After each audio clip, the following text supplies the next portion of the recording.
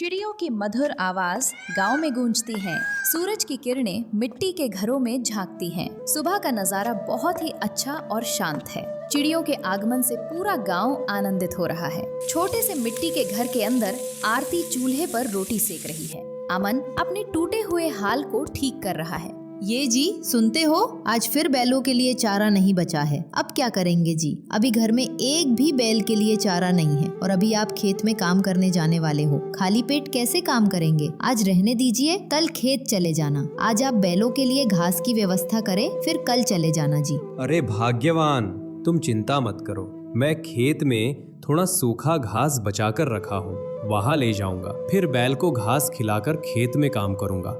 भगवान पर भरोसा है, जो व्यक्ति मेहनत करता है वो कभी भूखा नहीं रहता। तुम जल्दी मेरा खाना दे दो, मैं दोपहर में खा लूंगा। अभी खाना खाने बैठा तो बहुत समय लग जाएगा, जल्दी करो।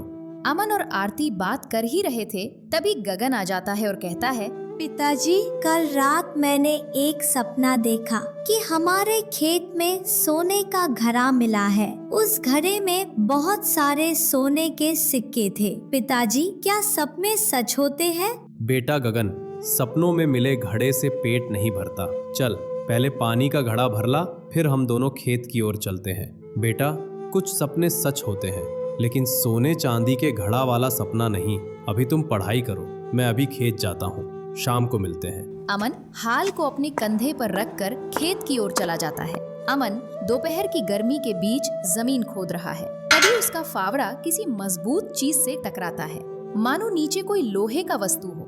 ये क्या चीज है? लगता है नीचे कोई कठोर वस्तु है।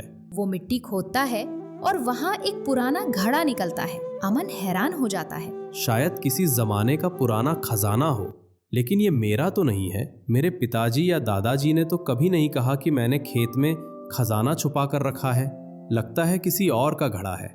अमन सोच में पड़ जाता है। उसे कुछ समझ नहीं आ रहा था कि उस घड़े का क्या करें। अगर मैं इसे रख लूं तो मेरे सारे दुख दर्द मिट जाएंगे, लेकिन ये चोरी होगी, मैं चोरी नहीं कर सकता। इस घड़े का क्या करूं? थोड़ी देर वो चुप रहता है, फिर निर्णय लेता है। नहीं, मैं बेईमानी नहीं करूंगा। इसे गांव के सरपंच को दे देता हूं। सरपंच जी बताएंगे इसका करना क्या है, किसका है। मैं इन लफड़ों में नहीं पड़ना चाहता हूं। अभी खेत में बहुत सारा काम पड़ा है। जल्दी से मैं गाँव की ओर निकलता हूँ, शाम होने को है। अमन घड़ा उठाकर गाँव की ओर चल पड़ता है। अगली सुबह सभी गांव वाले चौपाल में इकट्ठे होते हैं, जिसमें गांव का सरपंच, पुजारी, गांव के बुजुर्ग सभी चौपाल में एकत्रित होते हैं। सरपंच जी, ये घड़ा मुझे मेरे खेत में मिला है। इसमें शायद कुछ कीमती चीजें हो सकती हैं, जैसे सोने चांदी के सिक्के, लेकिन ये मेरा नहीं है, इसलिए मैं इस घड़े को यहाँ लेकर आया हूँ। इसका क्या करना है, अब आप बताएंगे इसका क्या करना है। तुम्हारी ईमानदारी देखकर मुझे बहुत गर्व होता है। आज के समय में इतना ईमानदार और मन का सच्चा व्यक्ति कहीं नहीं है। हमारे गांव पर गर्व होता है। तुम चाहते तो मेरा है बोलकर सब रख लेते, लेकिन तुमने ऐसा नहीं किया। आज तुमने साबित कर दिया कि तुम बहुत ईमानदार हो और मेहनती भी हो। सरपंच जी, खेत पहले मेरा था। 5 साल पहले मैंने अमन को किराए पर दिया था, तो घड़ा मेरा हुआ, क्योंकि खेत मेरा है। हो सकता है मेरे दादा परदादा लोगों ने यहाँ हमारे खेत में रखा हो, इसलिए यह घड़ा मेरा है। जी हाँ, खेत मेरा है, पर मैंने ये मिट्टी में गड़ा हुआ पाया है। मुझे नहीं पता किसका है, इसलिए मैं आप पर छोड़ रहा हूँ सरपंच जी। सरपंच सोच में पड़ जाता है। ठीक है, पहले हम इस घड़े को गांव के मंदिर में रखते हैं, फिर कल खोलकर देखेंगे कि इसके अंदर क्या है। सभी सदस्य सहमत होते हैं और अपने अपने घर की ओर चले जाते हैं। रात का समय है। मंदिर में एक दीपक जल रहा है।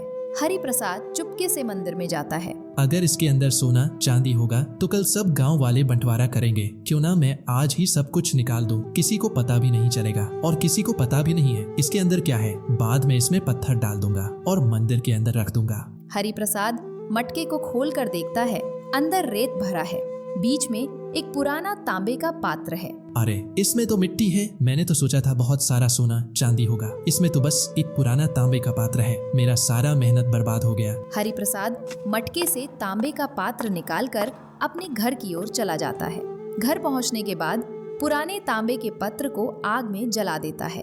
अचानक मंदिर का दीपक बुझ जाता है। जो बेईमानी करेगा उसको सजा मैं दूंगा। हरि प्रसाद, तुमने जो किया ठीक नहीं किया, इसका सजा तुम्हें जरूर मिलेगा। हरि प्रसाद डर जाता है, उसे कुछ समझ नहीं आता। हरि प्रसाद के हाथ पांव ठंडे पड़ने लगते हैं। डर के मारे उसके जुबान से कुछ भी नहीं निकल रहा था। अरे इसमें तो कुछ भी नहीं है, ये तो खाली है। ये कैसे हुआ? लगता है किसी ने इसमें से सारा सामान चुरा लिया है। कल तो इसमें कुछ था, लेकिन आज कुछ भी नहीं है।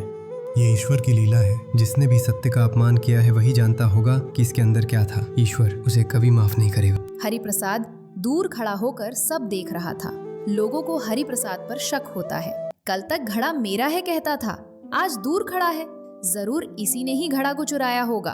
पंडित जी, कल रात मंदिर में किसी को जाते तो नहीं देखे थे? तभी एक गांव वाला सामने आता है और कहता है, रात को मैंने किसी को देखा था, पर बहुत अंधेरा होने के कारण चेहरा ठीक से नहीं देख पाया। बस इतना देख पाया, वो मोटा शरीर का था और रेशमी वस्त्र में। भैया के बताने के हिसाब से ये तो हरि प्रसाद जैसे लग रहे हैं सरपंच जी। हमारे गांव में रेशमी वस्त्र सिर्फ हरि प्रसाद जी के पास ही है। हरि प्रसाद डरते हुए कहता है, मैं तो घर पर था। ठीक है, फिर इस बार खुद ईश्वर साक्षी रहेगा। जो दोषी होगा उसे ईश्वर दंड जरूर देगा। मंदिर के अंदर से चोरी किया है, उसे उसकी सजा जरूर मिलेगा और बहुत जल्द मिलेगा। हरि प्रसाद बिस्तर में सोया है। घड़ा फिर से उसके कमरे में दिखाई देता है। घड़े से बहुत तेज रोशनी निकल रही थी। हरि प्रसाद बहुत ही डर जाता है। ये घड़ा मेरे घर में कैसे आया? जिसने सच्चाई को जलाया है उसकी सुख शांति सब जल जाएगी। वो चैन से सो नहीं पाएगा। लोग कहते हैं हरि प्रसाद की तबीयत बिगड़ गई है, वो पछता रहा है। सरपंच और पुजारी हरि प्रसाद को बुलाते हैं। अमन, मुझे माफ कर दो। मैं लालच में आकर मंदिर के अंदर घड़ा खोल कर देखा तो उसमें सोना चांदी जैसा कुछ भी नहीं था। एक पुराना तांबे का पात्र था। मैंने उसे आग में डाल दिया। इसके बाद यह सब हो रहा है। किसी भी इंसान से गलती हो सकती है। सच्चाई की राह पर लौटना ही सबसे बड़ी जीत है। कम से कम आपको अपनी गलती का एहसास तो है। रोकर अमन से माफी मांगता है। गांव के सभी लोग ध्यान से सुनो, ईमानदारी ही इंसान का सबसे बड़ा धन होता है। शाम का समय है। गगन अपने पिताजी से पूछता है, पिताजी, अब घड़ा कहाँ गया, बताइए। बेटा, वो घड़ा अब हमारे दिल में है। जब हम सच्चे रहेंगे तो वही हमारा असली धन है। बेटा, सच्चाई की रास्ते भले ही कितने ही कठिन क्यों ना हो, उस रास्ते में जो फल मिलता है वो मीठा ही होता है।